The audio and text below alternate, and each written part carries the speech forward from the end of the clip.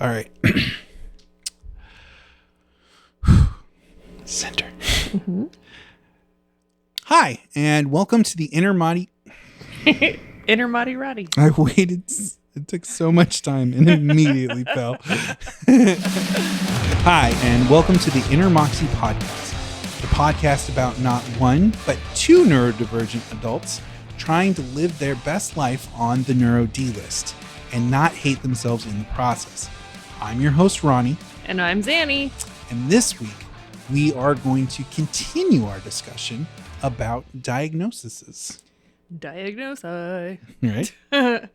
All right. Well, before we dive in, where Moxie scale yourself. Moxie meter yourself. Moxie meter myself. Me. A good old M&M's. Do I need to say the thing? Sorry. Oh, no, what's Do the I thing? need to say 0? I can't start a scale at 1 because 1 registers something, right? I don't. Mm-hmm. Most people probably disagree with me, but 0 to. You know who wouldn't? The Aztecs, who created 0. Great. Not computers, ones and zeros all day long. Right? No. Huh. Well, great. Me and the Aztecs. Let's play soccer with someone's head. Was that them? Ooh, I don't know. Oh, I see what you're saying. I don't know that it was soccer. I don't know. That might have been the Mayans. Let's play beheaded games. Beheaded games. Because one with the Aztecs as far as 0 goes. All of that to say, 0 being you want to die, peace out of the whatever, and then whatever number you choose as your high. Where are you there? I'm gonna go with a 3. Why not? It's just an imaginary number. No, I'm gonna go with I'm gonna go on a 5-point scale up to 5. And I'm gonna go with a 4.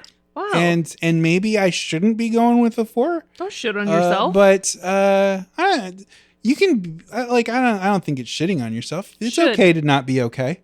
I said don't shit on yourself. Oh, should.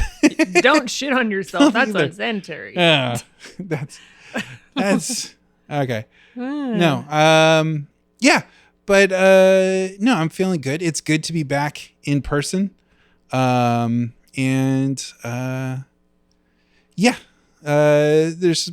some stuff going on in my life, and it's challenging, but I'm getting through it. So, there's that. How about you? Yeah. Where's your Moxie meter at? Well, the last 48 hours have been a weird, wild ride. Ooh. So for 40 years, I have avoided being stung by a bee. And then on Sunday, I was stung by a bee. And the beginning part of that was caught on film.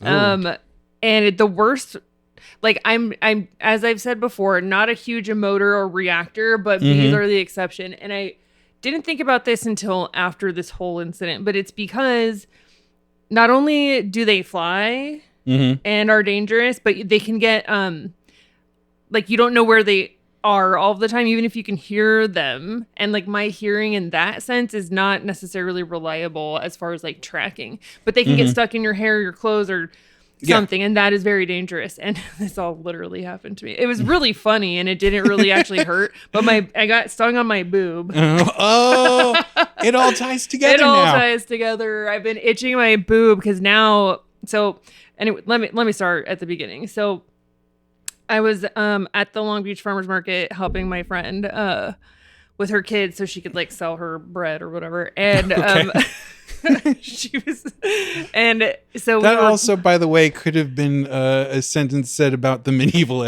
ages. My friend was selling her kid her bread, selling her children at the farmers market. So I watched her bread for her, so no one stole it. Right. So I was playing with the kids, whatever, in a car window, making faces, and then I stood up and was talking to someone, and then I felt this thing hit me in the chest, and this is February. Even though it's a SoCal February winter, I mean, it was in the high 60s, it's not really bee weather. And so the bees that are out, because they are out here, they're not the smartest, and it's either because they're running slowly because the temperature is not optimal, or maybe they're just the ones that need to die. I don't know. Right. But anyway, we're not talking about our top level bees here. No, we're talking about the ones that, you should go back and hibernate. Go if that's what you do. Anyway, so I feel this thing like hit me here, and then I look, I'm like, oh my God, it's a bee. And lost track of it, but I didn't hear it. And I was like, oh my God, like this is it. And so I was looking around like, where is it? And like I was wearing like a shirt that I cut. And so like I look and I open up my bra and it's like right there. And so I like whip it out, and then I was like, oh, is that a stinger? But it had just barely started to do its thing because it was slow. It was in there for probably close to a minute, which is forever in terms of bee sting territory. Right. And I didn't feel that it was stinging me. I was like, where the fuck is this bee? Right. So I found it and I like flicked it out of there, and then I just was able to pull out the stinger because it was barely hanging on by a thread. I was like, oh my God, I just got stung by a bee. And I just happened to be with, it's finally happening. My friend wasn't usually the one that was there. I mean, the one I was there to help with the kids, but our other friend came. And he's seen me freak the fuck out over bees and just laugh. And like, of course, it's happened in front of him. And he got some of it on video. And anyway, it was just really funny. But I mean, it is like marginally like itchy. It didn't really hurt because it didn't really implant, know? Right. Well, and I think, I don't know, it's been a long time since I've been stung by a bee. But I think a lot of it is just kind of the adrenaline and the fear. Yeah. Well, I mean, I wouldn't say that I was like so freaked out to the level that I get when I'm trying to avoid an active bee in the summer, we'll say. But I was just like, oh my God, it happened. And the worst fear part of it did happen, but then it also wasn't that bad. I don't know that this is going to create a new history with me and bees, so we'll have to see this summer. But that was interesting. And like, it looks like a third nipple, or it did. It doesn't anymore. It just like got like slightly elevated, but like right here. So like regular nip is where it should be, and then this one is like here, and it started getting itchy today, and then I itched it, which made it worse. So now I just have itchy boob. I did take a shower today. I promise. It's because I have this fucking bee sting here. I think that's what people were gonna think, like, she must not shower, look at her scratch that boob. It's like a dog. That bitch doesn't shower. This is no, I had nothing coming out. This is I think the last time I got stung by a bee, and this is a really just kind of pathetic story. It was middle school, must have been 8th grade, and we were doing PE, something that young Ronnie was not fond of, and we were doing push-ups, and so I did the push-ups. Oh, I cannot do those. And I looked at, I did some variation. My body tried to move while everybody else counted to 10 and did push-ups. And then I looked at my hand, and I had just done push-ups on like a dead bee, there was a stinger like implanted in the side of my hand. And I was like, at least it wasn't a wasp. Wasps are dickheads. Yeah. I hate them. They tell their friends. They send out some, I don't know if it's a pheromone, but some kind of moan. They let everyone know, and then they all come looking. Yeah. It reminds me of mockingbird, whatever. What are the, you know what I'm talking about? I don't even begin to. They just came out. Jennifer, someone was in these movies, but it's a book series. I'm actually a pretty fan, apparently not, but I can't think of the word. The Battle Royale one that we had that conversation. Mockingjay. No. That is what the birds are. Hunger Games. Wow. Yummy. I've said that. I've said the Hunger Games hundreds of times because I talked about this a lot. My recall is bad. Jennifer Lawrence is the Jenny. Jennifer something, yeah. I'm not great with names. Just a warning. I did not take my afternoonie. I didn't even finish my meter because there's other stuff. So I just don't know what's going to come out of my mouth today is what I'm saying. It's a full-on ADHD mess in there. That's what the people want to see. That's what we're here to do. We're going to do it. And then the other thing that made it all weird. Mm-hmm.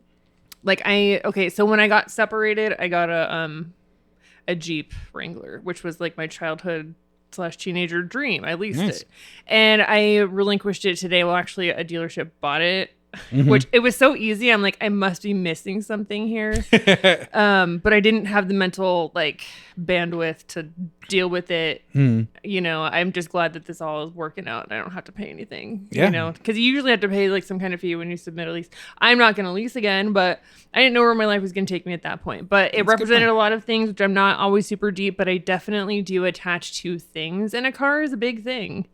It is. And you know, she did what she needed to do, and now she's gone. I was really kind of like up and down over it. No tears. Yeah, I did cry when I got rid of my Fit, but nothing yet. Fit.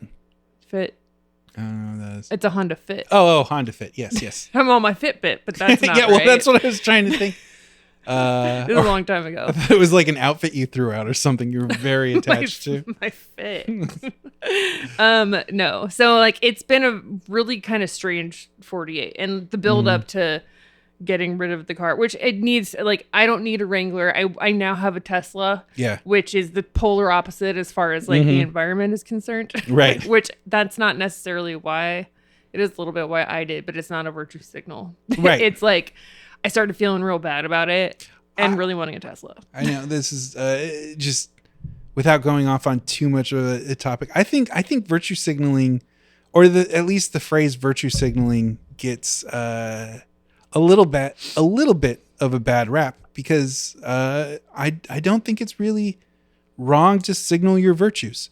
If the environment is important to you and you bought a car to reflect that, I don't think there's anything wrong with that. I mean, in a global sense, the environment is important to me. That's not my passion project. Right. But I'm like, what can I do / a Tesla looks cool? I think so. And it seems better all around. Obviously, not driving and having better public transportation would be a better, more mindful thing if you have to drive, period. Anyway, there's a whole rabbit hole with that. But this is what I can do. So I think I'm going with a 10-point scale. Ooh. And I'm probably around a 6. Okay. Because like I'm hopeful, excited, curious about life in general. That hasn't gone away. It's more of just the ups and downs of life. But again, I can credit not only proper diagnosis, but proper medication and treatment. Because now I have room to deal with this stuff in real time, instead of stuffing it away for a year from now, where then it becomes like a huge thing. Yeah. Where now, you know, I can have my little feelings. I'm not minimizing. I can have my feelings as needed and then keep moving forward. And sometimes little feelings are important to have. Like just because they're little doesn't make them not important. Yeah. And they don't always feel little. I say I definitely have a self-deprecating, and to me, I guess, inherently for myself and not anyone else, crying means weakness, which is not true. My head doesn't actually believe that, but my body and my heart haven't caught up, I guess is how you could say that. Right. Yeah. So when I say things like that, it's like, oh, this idiot needs to, shouldn't say idiot anymore either. We talked about that last week. Well, fuck. What can I say? I don't know. Real ADHD mess in here. This stupid. Silly. I love it when people use stupid as a noun. Like some stupid over there. Yeah. Like the go-to example is The Stupids. No, that's a good one though. Good movie. Smoke on the Water by Deep Purple. Yeah. On the water. Yeah. He says some stupid with a ray gun went and burned the thing to the ground. Yeah. Which a fun fact, that song is actually about somebody took a flamethrower onto a riverboat, and that is why there was smoke on the water and fire in the sky. And also why some stupid with a ray gun went and burned the place. It wasn't a ray gun, it was a flamethrower. Interesting. I've heard and sang those lyrics, but I never comprehended them. I like the harmonies in Smoke on the Water. I like how that like sounds, and the fire in the sky is just like the after part. Actually, those are the only lyrics I really actually remember. But they're good lyrics. Yeah. Well, now that's interesting. I have I don't know if we've talked about this on the podcast. But again, music serves a very specific purpose for me, and comprehension and depth and whatever it meant right over my head all the time. Well, that's one of the reasons I like that fact, because it's very, I think it makes the song less meaningful than what people like. I feel like Smoke on the Water, Fire in the Sky feels like a very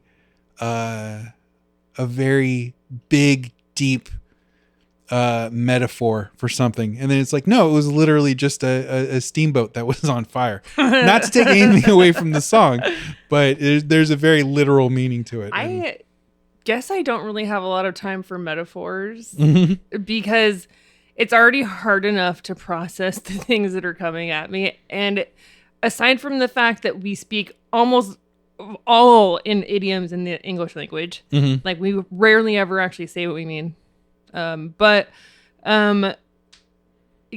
Metaphors, I'm just like the fact that something has to mean something. Can't I just like a fucking tattoo? You can. That's Absolutely. what this is. This is my nod to Nightmare Before Christmas. It's just Jack. It's concept art. Nice. You know, it means I like the movie. I like Tim Burton. That's it. I'm not sitting thinking about life or what, no. Right. That's just not me. Anyway. I do. Oh, no. Well, I was going to say, I very much am that person, but I don't think so much in the way I regularly talk. But I do. Well, let's say this. If you're having an actual conversation with me, I prefer you be clear and direct on what you're saying. I don't like talking in riddles when important things are being talked about. But I do artistically enjoy a good metaphor. And I also use way too many analogies. I picked that up about myself a couple of years ago. And like at one point I was like, I just threw out like 5 analogies in the last 20 minutes of this conversation. And I was like, why do I do that? Well, I mean, analogies are almost like illustrative. Metaphors, I think for me, I mean, I couldn't tell you that like the English literature difference between the two, but like a metaphor means that I am supposed to pick up on something that's not there. I can do that in a conversation. I cannot do that in written word. I cannot do that when I'm absorbing music. It's just not how my brain is wired, and I accept it as is because I can't change it. I've always felt less than about it, actually, for a long time. Since my teen years, so many people are so into it. And in my experience, probably not most people, but the loudest are the ones that are like, oh, this is so meaningful to me. And we're just like, I don't get that at all. Like, oh, like, kind of like their noses are up about it or something. And I'm just like, why are you better than me? Because you understand what the fuck this song's about. Like, I'm sure all of the musicians that are sitting there listening to this podcast, I really appreciate the work you do. There's so many other people that are going to understand what you're actually trying to say, but you're going to have to tell me exactly. Otherwise, I'm just going to like your songs and not think too hard about it. And you know what? As a person who's played in a band or two in his life, that's perfect. I would accept that gladly. Okay. Of like, oh, you like the song? Good. Yeah. I like the song. I can visualize what you're doing in the songs because I can play the piano, so I can understand like the mind-hand output part of it. And that's what I kind of like about it too. But like words, like I get the meanings, I guess, maybe from like the vibrational undertones and like the actual like notes and stuff, maybe, and those are very specific. You can I'm sure there's some kind of formula to like elicit a certain type of emotion or something, certain notes are more dulcet, certain notes are more happy, I'm sure there's all of that, but that's where I feel it. It's not in my brain. And that's okay. Yeah. And all of the musical elitists out there, good for you. That's all I'll say. You jerks. You stupid animals. No, filthy. Filthy, and I fucked that one up, and I love that movie. I am not great. I think you're plenty great. Thank you. No, my recall is so bad right now. Oh, that's okay. You didn't have your afternoonie. What are you going to do? I didn't have my afternoonie. I skipped the afternoon. I didn't, but I did. Oh my God. Anyway, I have an update from last week. Okay, so So last week we talked about ADHD diagnosis. I was going to say diagnoses, and then that isn't it because it's just the one. Mm-hmm. And then I was already too far into the word. So we talked about the ADHD diagnosis. We did. And I mentioned that it could be in remission. Mm-hmm. And I was annoyed by that. And I actually had my scheduled appointment with my psychiatrist yesterday just to check in. Okay. On the Adderall and whatever. And I asked her about it because I was like, I was reading the DSM criteria and I noticed that it said, in remission, it feels like this is treated like depression or something where it could literally lift for a time or something. And that's not how I experienced this. Like even with Adderall in my system, it's there. And she said, oh, and I said, so how does like Kaiser interpret it? How do you interpret that? Like, it makes me feel like this might not, I might not get to have this forever, like medically. And that is a little disturbing because it's always there. She's like, oh, no, that's not what that means at all. And I said, oh, okay, tell me, please. And she said, well, basically like some symptoms could be relieved with medication. Doesn't mean that we're going to lift the medication. It doesn't mean that the ADHD is going away. And I said, thank God. Yes. So there's that little clarification. No, and I think that's a good one to have because, and I think this is important. You've brought it up before. Neither one of us are licensed therapists or psychiatrists. Right. Certainly not doctors in any extent. Yeah, almost. I'm ABD. That's right. You're very close. I dropped out of community college, so that's where that stands. But in my defense, it was to go to a vocational school. Why do you defend it? But then that I also dropped out of. Hey, so sometimes school is not for a person. It is. That's very true. But yes, so just to make that clear to everybody, these are the thoughts and experiences of two people. Yeah. Like I have always treaded very close to the mental health realm. Yeah. So I feel very comfortable talking about things, and I probably sound maybe a little bit like I have some kind of authority there, which I do not legally. I feel like I do know things about things. Right. But again, this is me and my opinion, not me telling you what you should do and how you should do it, and I'm on the hook if you kill yourself. Like, no, please don't do that, any of it. No, well, please. If nothing else, we need the listeners. Yeah, please stay alive one week at a time. Yeah. Ooh, fringy. All right. Well, we definitely talked a lot about ADHD last week. We did. And yeah, well, it was something we kind of teased and talked about last week, and actually that affected my Moxie meter last week when we talked about it. Left me at a lower number. But I have been going through the process of being evaluated for autism. Okay. And that is something that's been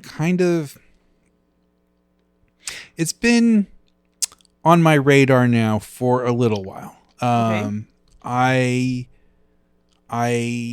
The ADHD thing was kind of a no-brainer because I was diagnosed as a kid. So getting re-diagnosed, especially, with as your psychiatrist was very lovely to point out, that it doesn't really go away. And I shouldn't have stopped taking medication.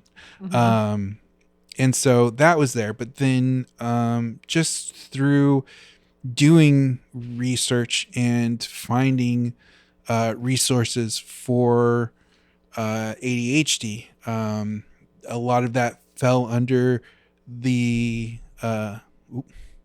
blanket of neurodivergent as a whole, and started coming across a lot more information for ASD, which is shorthand for autism spectrum disorder. And kind of a lot of things started clicking for me. And also, I ended up having some friends that were on the spectrum. And they certainly were like, wouldn't it be horribly shocking to find out? I took more than one of the internet tests, and I scored decently high on it.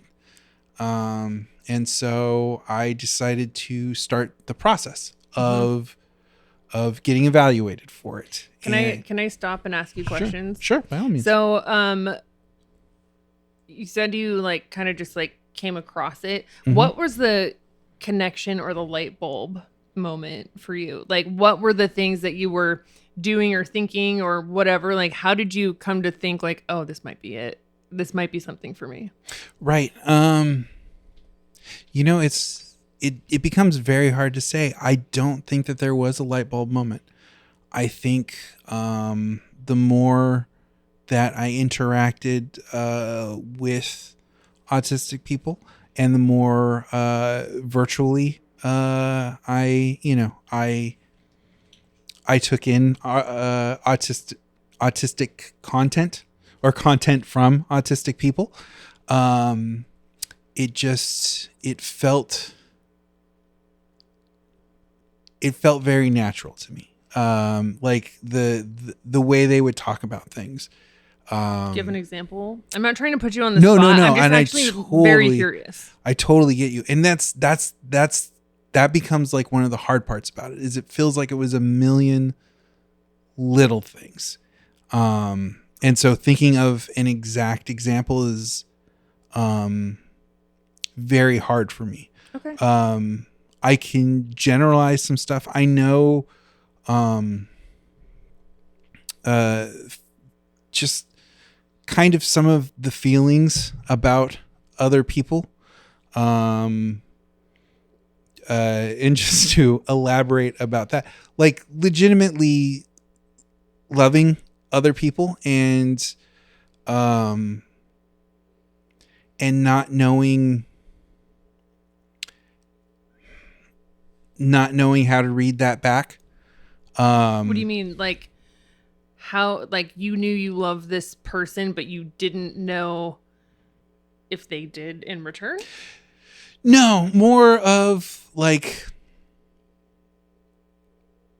I never ever knew where I stood with anybody.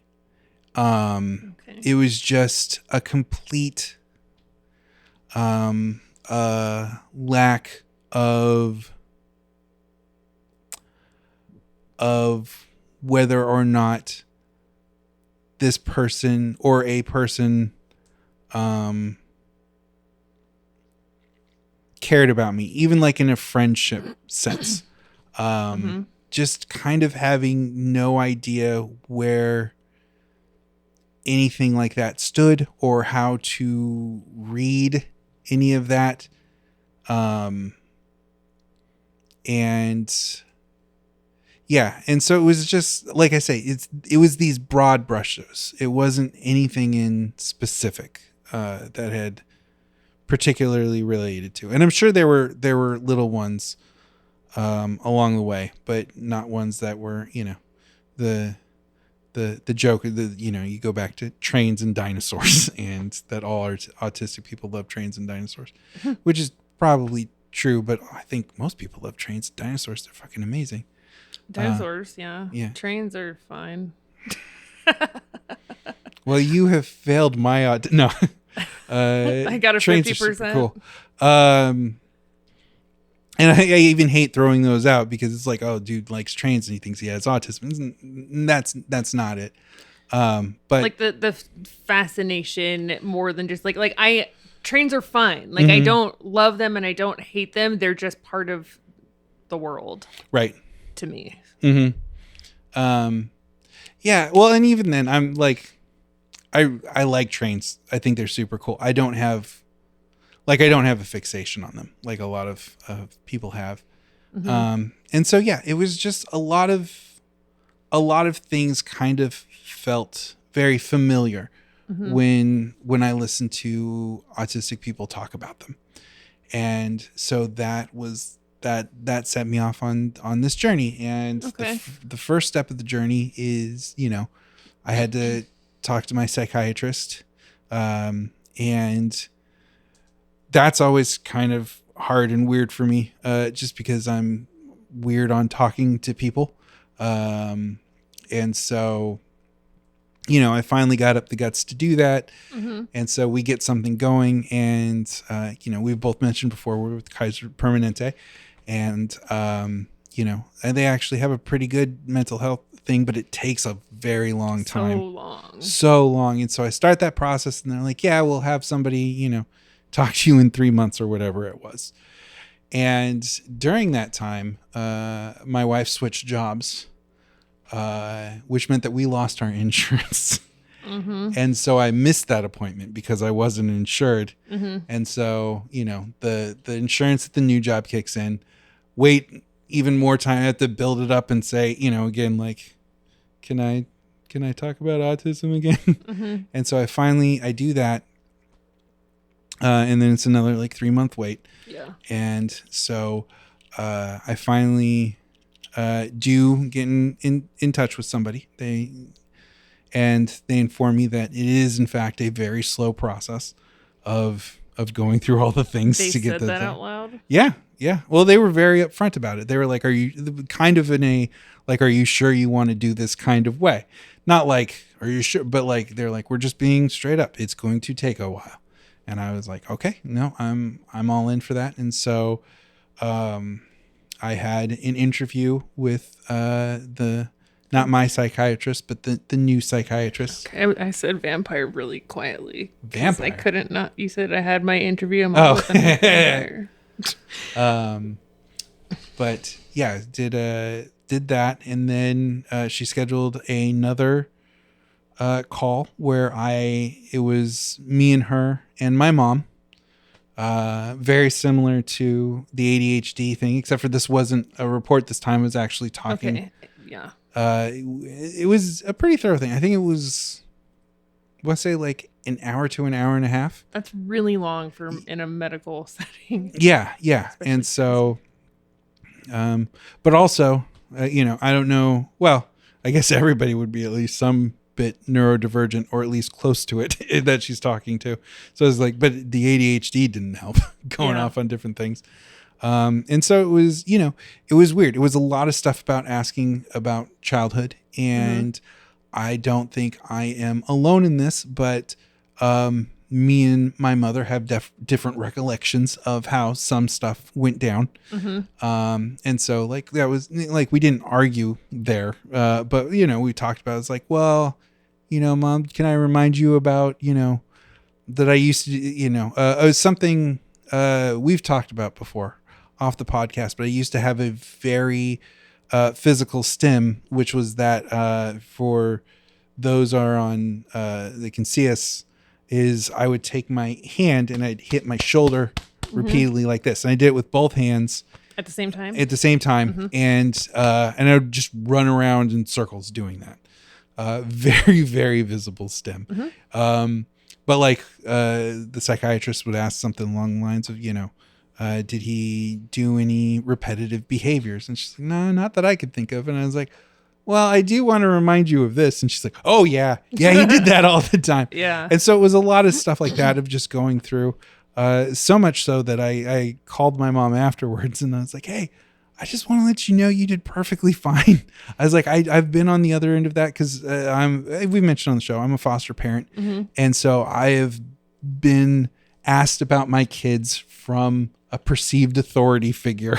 Right. And it's nerve-wracking. It's really hard. So I called my mom up afterwards, and I was like, hey, you did really good. You just, and then we wait, and then, probably, a couple of days before, if not the day before, the episode, last week's episode where I was added to,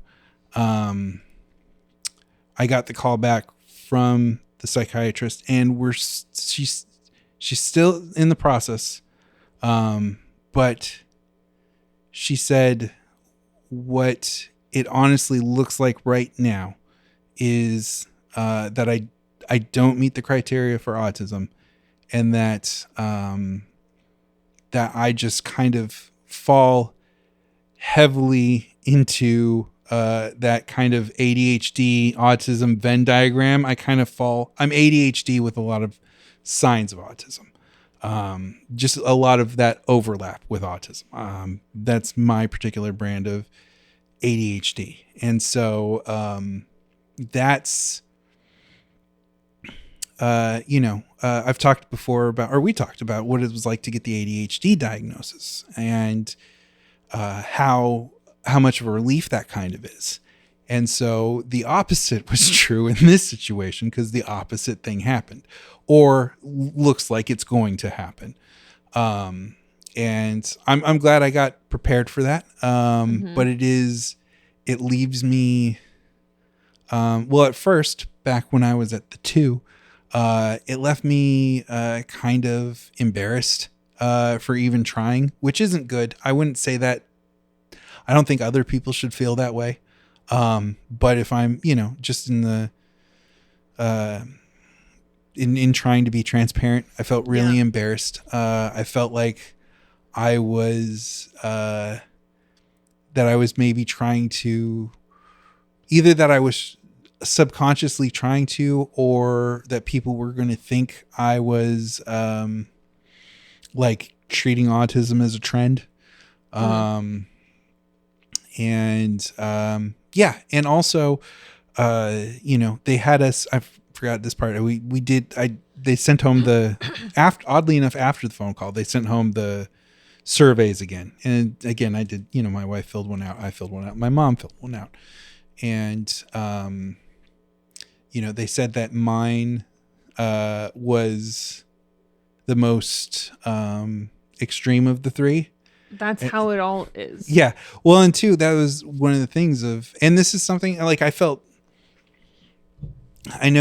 we've talked about therapy and the possible ups and downs, but I felt very lucky that I had a therapist for this. 'Cause I was able to talk about with her, but it becomes very weird of like, I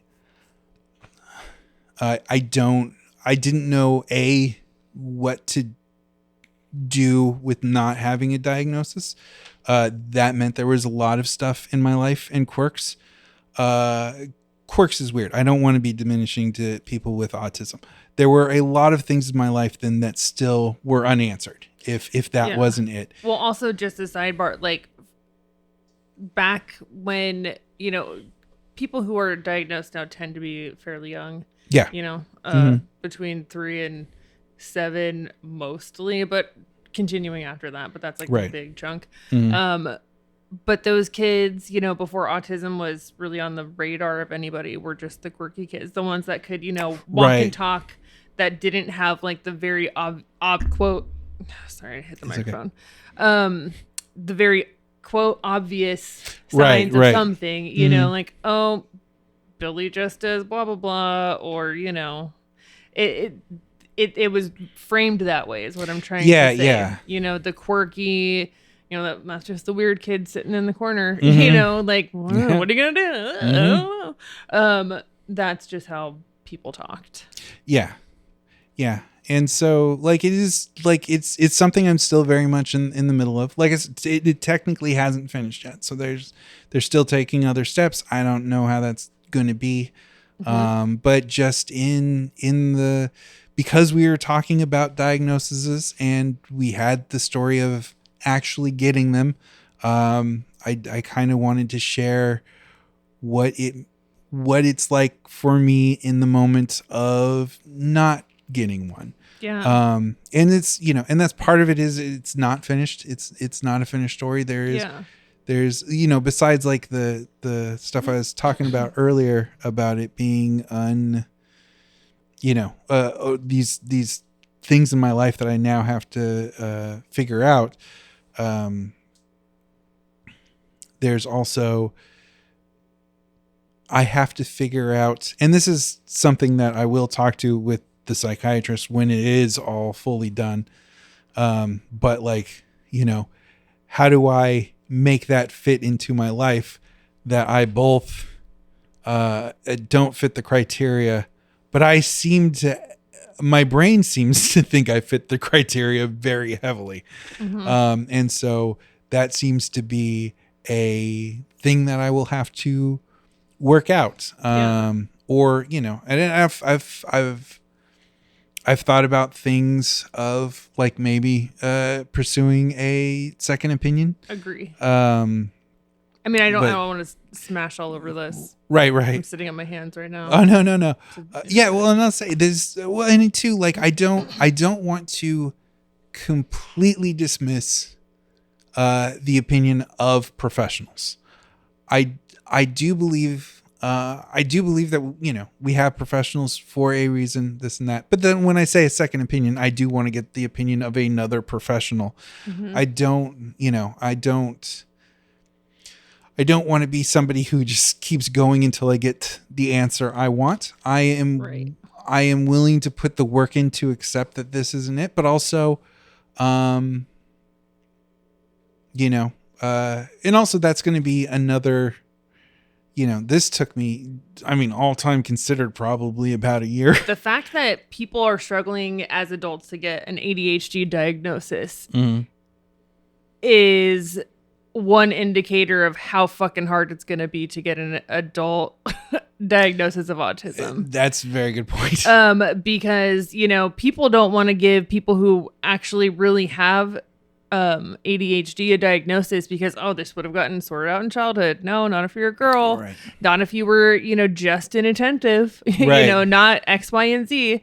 Not if your parents had the shit too. Right. Know how to help you. Yeah. Mm-hmm. So, like, getting an adult, like, okay, a person who has autism isn't going to go try and get a diagnosis. That's the mentality of probably 90% of them.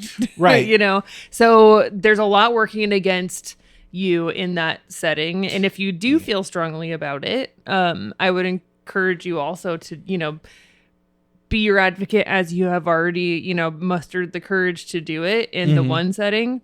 If you really feel like if it does turn out to be, you know, they say, oh no, you don't have this, and you really feel strongly that it is, you know, a second opinion, they tell you to do that for cancer and shit. So why don't you do that? That's a very good point. Just kind of going off some of the stuff our producer Robin just brought up is, I know even like, you know, she'd mentioned, you know, there wasn't necessarily a treatment plan for all the different forms of autism under that lovely spectrum. Is that a pretty good summation? Really correct? Quick? Yeah. Yeah. Well, and just to kind of jump on that, you know, it wasn't so long ago in this country, and it still, you know, sticks around that we still have groups like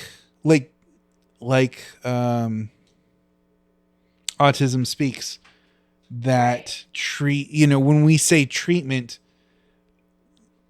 they're thinking of a cure.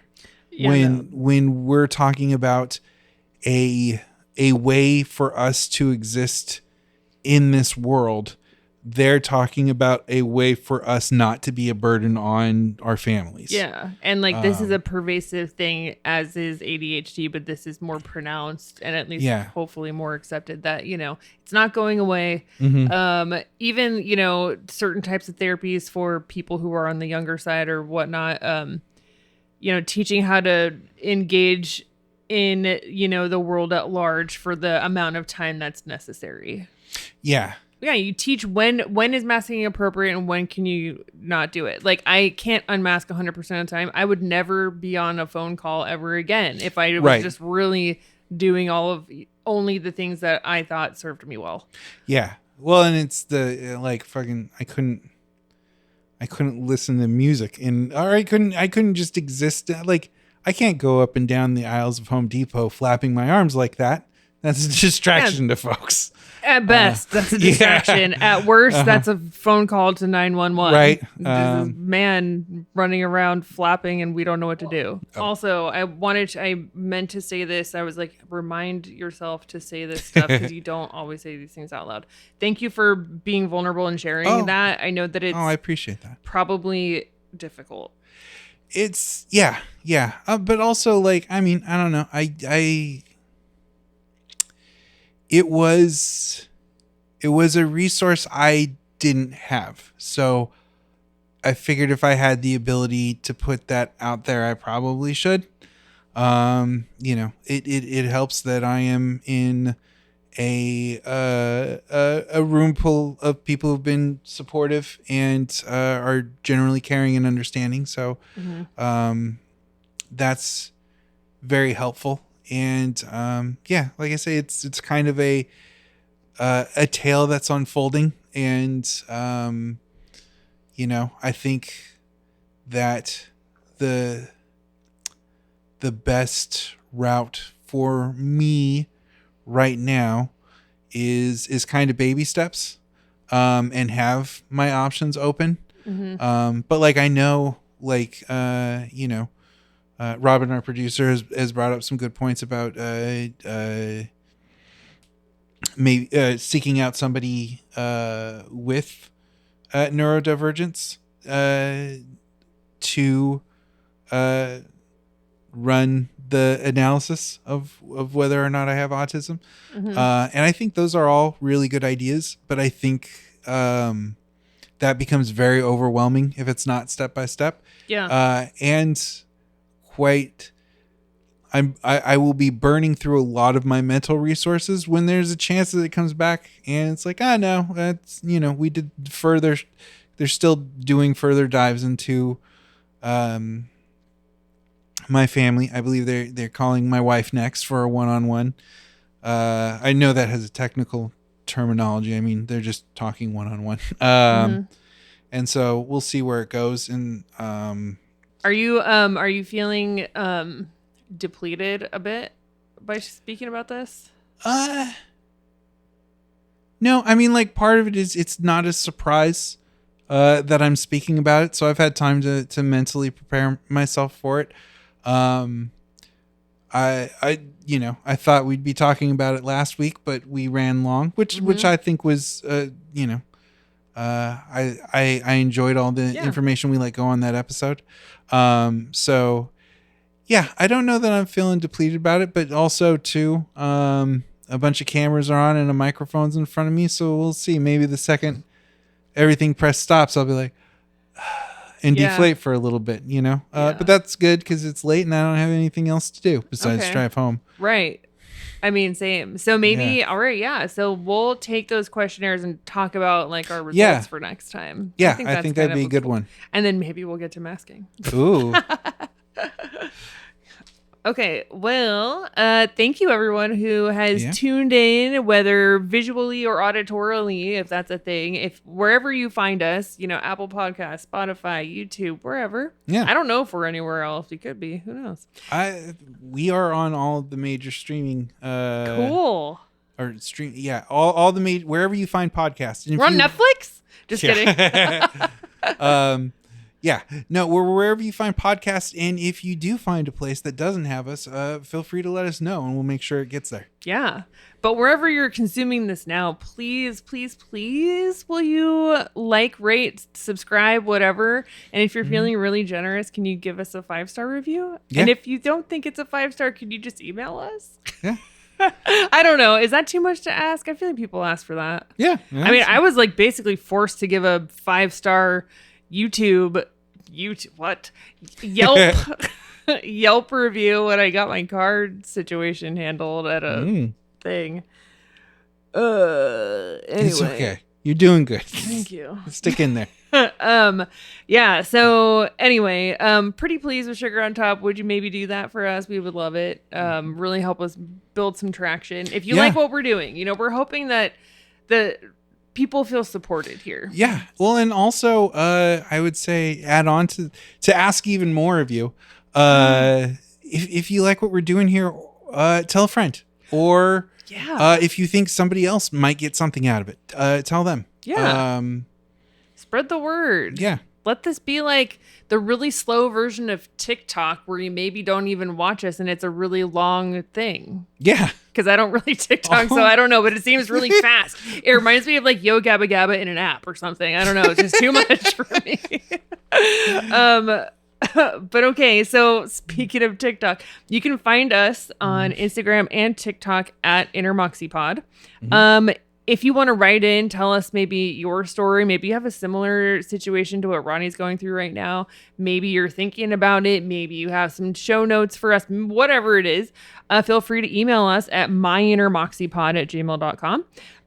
You could follow me on Instagram if you like. It's at Xanism, Zannism. I am a religion and disease. I am not a religion or a disease, sadly. But I am on all the socials. You can find me there, but I am most active on TikTok under the banner at Band Ronnie. Yeah. You can also listen to my other podcast, the Band Media Podcast, a podcast about the history of controversial media. Woohoo! It's actually pretty good. Thank you. Non-biasedly saying so. All right. Well, I think that's it. That's it for this week. All right. Until next time, stay fresh, cheese bags. I love it every time. Me too. Later. Bye.